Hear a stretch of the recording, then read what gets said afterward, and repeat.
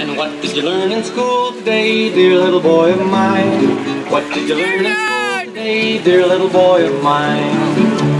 I learned that policemen are my friends. I learned that justice never ends. I learned that murderers die for the crimes, even if we make a mistake sometimes. And that's what I learned in school today. That's what I learned in school. Happy May Day, everyone! It's great that we haven't let a little rain stop us from coming out and commemorating this very, very important holiday that's celebrated worldwide. This is International Workers' Day. And 130 years ago, right here in the U.S., nationwide strikes were called by the American Federation of Workers to demand the 8-hour day. That is the origins of International Workers' Day. And it's important for us to let our sisters and brothers in our class know this, because it is not taught in the educational institutions in this country. There are more people who know about International Workers' Day around the world than right here in the United States. Legalization for all. Stop the raids. Stop the deportation. And stop the militarized attacks on indigenous, brown, and black communities. And U.S. imperialism. U.S. capitalist imperialism has been waging a war on workers, not only in the U.S., but also in Philippines and other oppressed nations. One way we can actually make revolutionary internationalism happen is by uniting our communities through organizations like the International Migrant Alliance, or IMA. IMA is the first ever global alliance of organizations of grassroots migrants, refugees, and displaced peoples. It is always amazing to be in Union Square. This is my 11th year here, and it is always a thrill to be part of a movement, of a day where we can talk about Palestine and migrant rights and housing rights and LGBT oppression, all in the same demonstration. We are working towards the Mexican state to return the 43 missing students that they've kidnapped. Estudio 43 down in the South Bronx. That's our first demand. We, the workers, are the decisive force.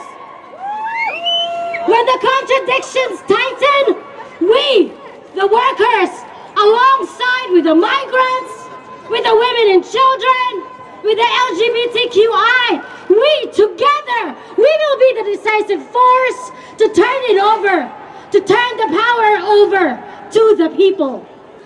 We cannot deny that imperialism is crisis.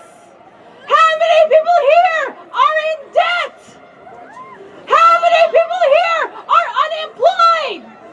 How many people here are struggling to make ends meet? How many people here don't have health care? How many people here can't afford an education? How many people here have been displaced by gentrification? How many people here know someone who has been killed by the police? How many people here know someone who's been deported? No justice, no peace. We cannot deny that class warfare exists here in the U.S. We respect everybody, and we hope, we are the hope for the future. She was elected to a 54 million votes, and we will not accept that a corrupt Congress helped by money from the capitalists, because they want our petróleo. They want the end of workers' rights. This May Day also marks 68 years of Palestinian people continuing to exist and resist living under occupation, ethnic cleansing, and apartheid. That our people are still here, and we still exist, and we still resist, no matter what. There is only one solution! Intifada revolution!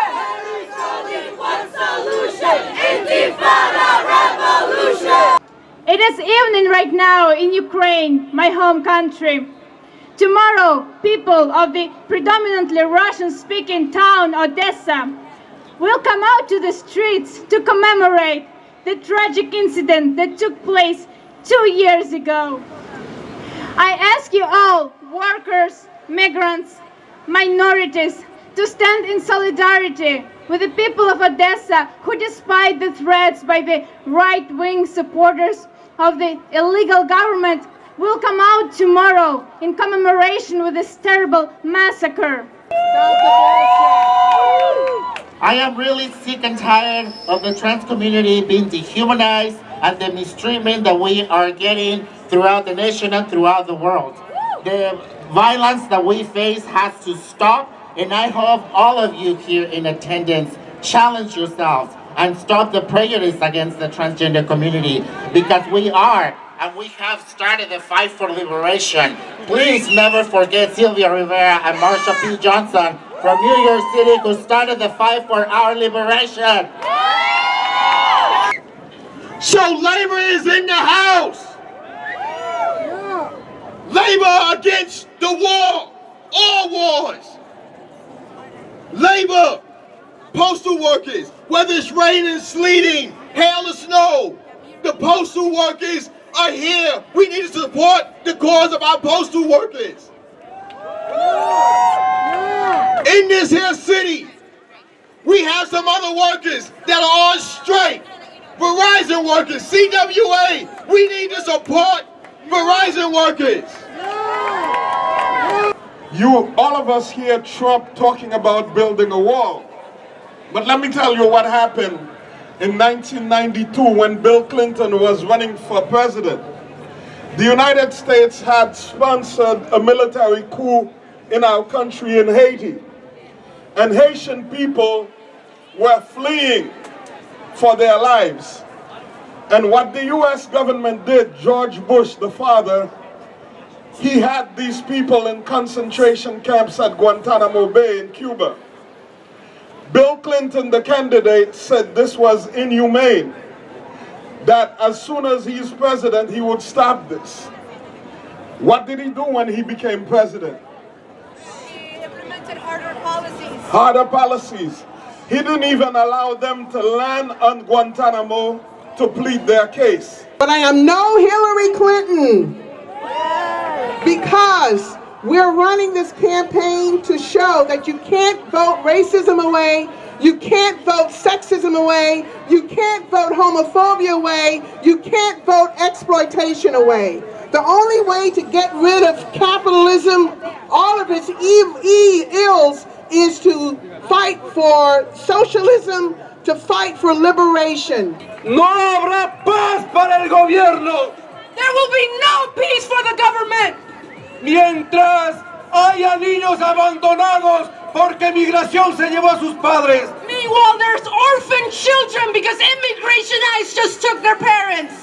Mientras haya las redadas que van altas horas de la noche a los hogares de los indocumentados. Meanwhile, ICE is coming into our houses and kidnapping our family members in the middle of the night.